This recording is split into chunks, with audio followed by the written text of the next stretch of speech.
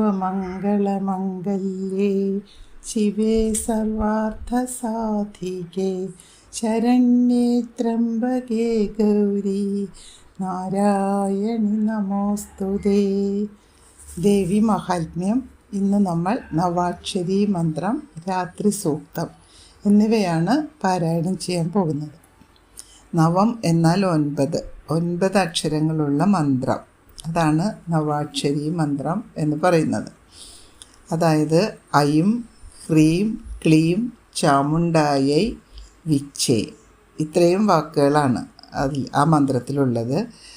ഇതിലാദ്യം പ്രണവവും ഒടുവിൽ നമഃ എന്ന് ചേർത്ത് ചൊല്ലുന്നു. ഓം ഐം ഹ്രീം ക്ലീം ചാമുണ്ടായൈ വിച്ചേ നമഃ, അങ്ങനെയാണ് അത് ചൊല്ലേണ്ടത്. ഓം ഐം ഹ്രീം ക്ലീം ചാമുണ്ടായൈ വിച്ചേ നമഃ. നമുക്കതിൻ്റെ അർത്ഥം നോക്കാം. ഓം എല്ലാ മന്ത്രങ്ങളുടെയും ആദ്യ ഭാഗത്ത് പ്രണവാക്ഷരം ചേർക്കുന്നു, അവസാന ഭാഗം നമഃ എന്നും സമ്പ്രദായം. ഐം എന്ന് പറഞ്ഞിട്ടുണ്ടെങ്കിൽ ഓം കഴിഞ്ഞ് ഐം എന്ന് പറഞ്ഞാൽ ജ്ഞാനസ്വരൂപിണിയായ സരസ്വതീ ദേവി, അതാണ് ഐം എന്ന് പറയുന്നത്. ഹ്രീം എന്നത് ശക്തി സ്വരൂപിണിയായ മഹാലക്ഷ്മി. ക്ലീം എന്നത് ആനന്ദസ്വരൂപിണിയായ മഹാകാളിയെ സൂചിപ്പിക്കുന്നു. അപ്പോൾ ഐം ഹ്രീം ക്ലീം. ചാമുണ്ട എന്ന് പറഞ്ഞിട്ടുണ്ടെങ്കിൽ ബ്രഹ്മവിദ്യയെ കുറിക്കുന്നു. ചാമുണ്ട. ചമു പ്ലസ് ലാതി.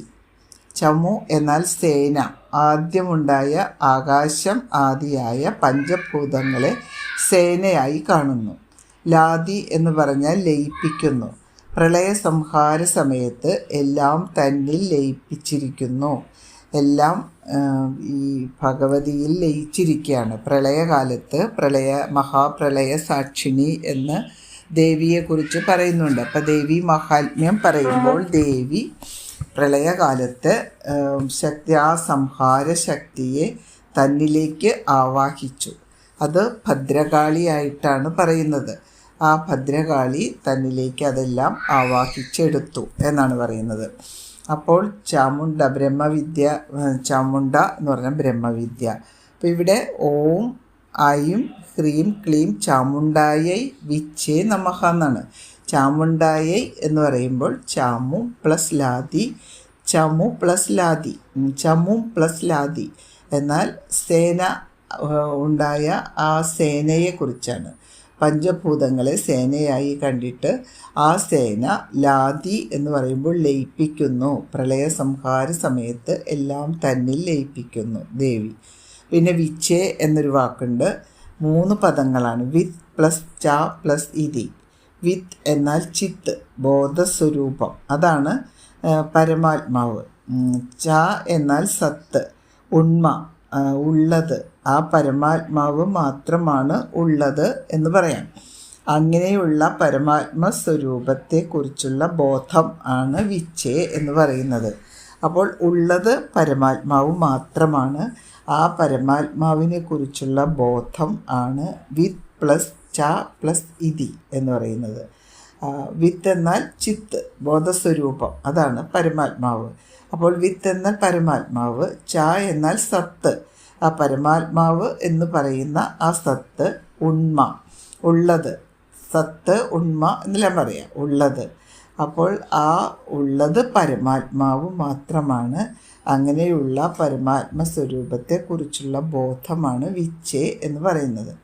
അപ്പോൾ ഓം ഐം ഹ്രീം ക്ലീം ചാമുണ്ടായേ വിച്ചേ നമഃ, ഇതാണ് നവാക്ഷരി മന്ത്രം. അതിൻ്റെ ഒരു ബാഹ്യമായി അർത്ഥം നോക്കാം. അതായത് ഐംകാര രൂപിണിയായി ജ്ഞാനസ്വരൂപിണിയായിരിക്കുന്ന മഹാസരസ്വതിയായും ഹ്രീംകാര രൂപിണിയായി വിശ്വത്തെ മുഴുവൻ ഭരിക്കുന്ന ശക്തിയായിരിക്കുന്ന, നിത്യശക്തിയായിരിക്കുന്ന മഹാലക്ഷ്മിയായും ക്ലീംകാര രൂപിയായി ആനന്ദമൂർത്തിയായിരിക്കുന്ന മഹാകാളിയായും പ്രകാശിക്കുന്ന ചാമുണ്ടാദേവി, ചണ്ഡികെ, ബ്രഹ്മജ്ഞാനത്തിനായിക്കൊണ്ട് ഞങ്ങൾ നിൻ തിരുവടിയെ ഹൃദയകമലത്തിൽ ധ്യാനിക്കുന്നു. സച്ചിദാനന്ദ സ്വരൂപിയായ ആ അമ്മയ്ക്ക് നമസ്കാരം. ഓം ഐം ഹ്രീം ക്ലീം ചാമുണ്ഡായൈ വിച്ചേ നമഃ. ഓം ഐം ഹ്രീം ക്ലീം ചാമുണ്ഡായൈ വിച്ചേ നമഃ. ഇതാണ് നവാക്ഷരി മന്ത്രം. ഈ നവാക്ഷരി മന്ത്രം നിത്യേന 108 ഉരു ജപിച്ചാൽ സർവ്വ ഐശ്വര്യങ്ങളും സിദ്ധമാകും എന്ന് വിശ്വാസം. അപ്പോൾ അതാണ് നവാക്ഷരി മന്ത്രം. അത്രയുമാണ്. അടുത്തത് രാത്രി സൂക്തം. രാത്രി സൂക്തം എന്നത് ദേവീ മഹാത്മ്യത്തിലെ പ്രഥമ ചരിതം 1-ാം അധ്യായത്തിലെ ബ്രഹ്മാവിൻ്റെ ദേവീ സ്തുതിയാണ്. ബ്രഹ്മാവ് ദേവിയെ സ്തുതിക്കുന്നതാണ് ഈ രാത്രി സൂക്തം എന്ന് പറയുന്നത്. അപ്പോൾ അതിനെക്കുറിച്ച് ആധാരമായൊരു കാര്യമുണ്ട്. എന്താണെന്ന് വെച്ചാൽ കൽപ്പാന്ത കാലത്തെ പ്രളയ സമയം ലോകം മുഴുവൻ ഒരു സമുദ്രമായി മാറി. നമുക്ക് സങ്കല്പിക്കാം, ലോകം മുഴുവൻ ഒരു സമുദ്രം, ഒറ്റ സമുദ്രമായിട്ട് മാറി. അതാണ് പ്രളയം, കൽപ്പാന്ത പ്രളയം. ആ സമയം അനന്തനെ മെത്തയാക്കി മഹാവിഷ്ണു യോഗനിദ്രയെ പ്രാപിച്ചു. അപ്പോൾ മഹാവിഷ്ണുവിൻ്റെ കർണങ്ങളിൽ 2 കർണങ്ങൾ ഉണ്ട്. 2 കർണങ്ങളിൽ അടിഞ്ഞുകൂടിയ മാലിന്യത്തിൽ നിന്ന് 2 ഘോര അസുരന്മാർ ഉത്ഭവിച്ചു. അതാണ് സംഭവിച്ചത്. മാലിന്യത്തിൽ നിന്നായതുകൊണ്ട് അവർ തിന്മയുടെ മൂർത്ത രൂപങ്ങളായിരുന്നു. മധു കൈടഭന്മാർ എന്നാണ് അവർ അറിയപ്പെട്ടത്. ഇവർ പ്രപഞ്ച സൃഷ്ടാവായ ബ്രഹ്മാവിനെ തന്നെ വധിക്കാൻ തുനിഞ്ഞു. ബ്രഹ്മാവിനെ വധിക്കാൻ ചെന്നു. ബ്രഹ്മാവിൻ്റെ അടുത്തേക്ക് സംരക്ഷകനായ വിഷ്ണുവാകട്ടെ, വിഷ്ണുവാണ് സംരക്ഷകൻ.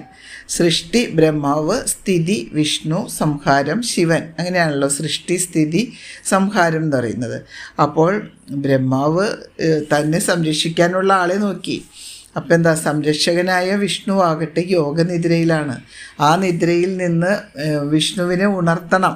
അല്ലാതെ ഈ കൈടഭന്മാരെ വധിക്കാൻ മറ്റാർക്കും കഴിയില്ല. അപ്പോൾ അതിനൊരു പരിഹാരമുണ്ടാക്കാനായിട്ട് ബ്രഹ്മാവ് നോക്കുമ്പോൾ വിഷ്ണു യോഗനിദ്രയിലാണ്. അപ്പോൾ ബ്രഹ്മാവ് ഓർത്തത് മഹാമായയായ ദേവിയെയാണ്.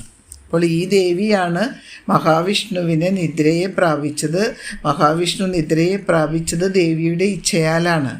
അതുകൊണ്ട് തന്നെ ഭഗവാനെ ഉണർത്തേണ്ടതും ദേവി തന്നെയാണ്. സർവസാക്ഷിയാണ് ദേവി. യോഗമായ സർവസാക്ഷി, എല്ലാത്തിലും മഹാപ്രളയ സാക്ഷിണി, അതുപോലെ പ്രപഞ്ച ഉൽപ്പത്തിയും പ്രപഞ്ച നാശവും എല്ലാത്തിനും സാക്ഷിയായി നിലകൊള്ളുന്നത് ദേവിയാണ്. അപ്പോൾ ആ ദേവിയുടെ ഇച്ഛപ്രകാരമാണ് യോഗനിദ്രയിലായത്. ദേവിയുടെ ഇച്ഛപ്രകാരം തന്നെ അതിൽ നിന്ന് ഉണർത്തണം ഭഗവാനെ. അപ്പോൾ ദേവി തന്നെ സർവസാക്ഷിയായ യോഗമായയെ ബ്രഹ്മാവ് സ്തുതിക്കുന്നതാണ് രാത്രി സൂക്തം. അങ്ങനെ യോഗമായയെ സ്തുതിക്കുകയാണ്. വിശ്വേശ്വരീം ജഗദ്ധാത്രീം സ്ഥിതിസംഹാരകാരിണീം നിദ്രാം ഭഗവതീം വിഷ്ണോരതുലാം തേജസ പ്രഭുഹു.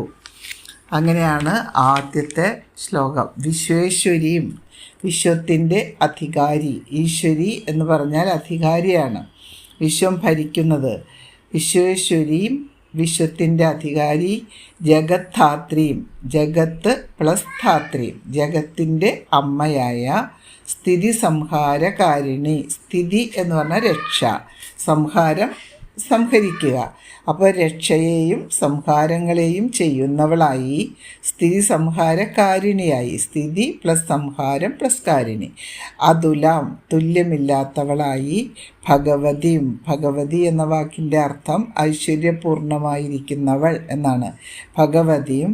തേജസ്സഹ വിഷ്ണു, തേജോരൂപനായ വിഷ്ണുവിൻ്റെ. തേജസ് പൂർണ്ണനായ, തേജസ് കൊണ്ട് പൂർണ്ണനായ വിഷ്ണുവിൻ്റെ, തേജോരൂപനായ വിഷ്ണുവിൻ്റെ. താം യോഗനിദ്രാം, നിദ്രാം, ആ താം എന്ന് പറഞ്ഞാൽ അങ്ങ്. യോഗനിദ്രാം, നിദ്രാം, ആ യോഗനിദ്രയാകുന്ന നിദ്രയെ. യോഗനിദ്രാം എന്ന് പറഞ്ഞാൽ യോഗനിദ്രയാകുന്ന നിദ്രയെ. അതൊരു നിദ്രയാണ്, ഒരു രൂപം കൊടുത്തിരിക്കുകയാണ് നിദ്ര, യോഗനിദ്രയാകുന്ന നിദ്രയെ. അങ്ങനെ തുഷ്ടാവ സ്തുതിച്ചു. ബ്രഹ്മാവ് ദേവിയെ സ്തുതിക്കുന്നതാണ്. ഇങ്ങനെ വിശ്വത്തിൻ്റെ അധികാരിയായി വിഷ്ണുവിൻ്റെ നാഭി കമലത്തിൽ സ്ഥിതി ചെയ്യുന്ന പ്രജാപതിയായി പ്രഭുവായി ഇരിക്കുന്ന ബ്രഹ്മാവ് ഉഗ്രന്മാരായിരിക്കുന്ന 2 അസുരന്മാരെ ഉറക്കത്തിലാണ്ട വിഷ്ണുവിനെയും കണ്ടിട്ട് ഏകാഗ്രചിത്തനായി വിഷ്ണുവിനെ ഉണർത്തുന്നതിനു വേണ്ടി അദ്ദേഹത്തിൻ്റെ നേത്രത്തിൽ സ്ഥിതി ചെയ്യുന്നവളായും വിശ്വവ്യാപികയായും ജഗത്തിൻ്റെ ജനനിയായും രക്ഷാസംഹാരങ്ങളെ ചെയ്യുന്നവളായും തുല്യമില്ലാത്തവളായും ഐശ്വര്യപൂർണയായും ഇരിക്കുന്ന തേജോരൂപനായ വിഷ്ണുവിൻ്റെ യോഗനിദ്രയാകുന്ന നിദ്രയെ, ആ ദേവിയെയാണ് പറയുന്നത്. യോഗനിദ്ര, വിഷ്ണുവിൻ്റെ യോഗനിദ്ര, യോഗനിദ്രയാകുന്ന നിദ്ര, ആ യോഗനിദ്രയാകുന്നത് ദേവി തന്നെയാണ്. ആ ദേവിയെ ഇങ്ങനെ സ്തുതിക്കുകയാണ്. സ്തുതിച്ചു, തുഷ്ടാവ, ഇങ്ങനെ സ്തുതിച്ചു. തുഷ്ടാവ എന്ന് പറഞ്ഞാൽ സ്തുതിച്ചു. അപ്പോൾ ബ്രഹ്മാവ് ഇങ്ങനെ ദേവിയെ സ്തുതിച്ചു. നമുക്ക് അടുത്ത ഭാഗം അടുത്ത ദിവസം ഇതിൻ്റെ ബ്രഹ്മാവിൻ്റെ സ്തുതിയാണ് അടുത്തത്, അത് നമുക്ക് നോക്കാം. അമ്മേ നാരായണ, ദേവി നാരായണ, ലക്ഷ്മി നാരായണ, ഭദ്രേ നാരായണ. അമ്മേ ദേവി